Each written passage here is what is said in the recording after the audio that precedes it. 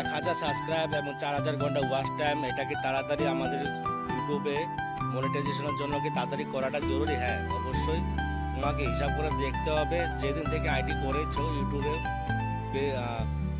ID create করেছো, সেদিন থেকে তোমার পরবর্তী যে সময়টা তুমি অতিক্রম করে এসেছো, সেখানে তুমি প্রতিটা মাস হিসাব করে দেখবে কত ঘন্টা ওয়াচ টাইম হয়েছে।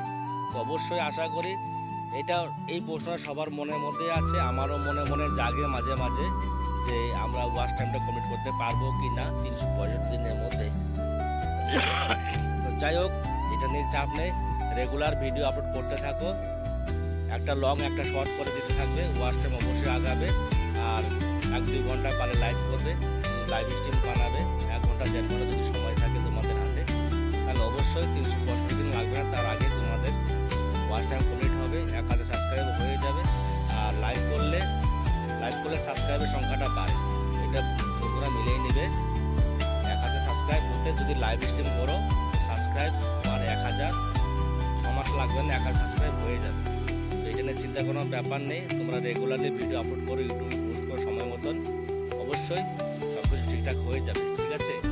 তো এটা ঘাবড়ানোর কিছু নেই, ইউটিউব এখন আর একটু আধুনিক হয়েছে, ভালো হয়েছে।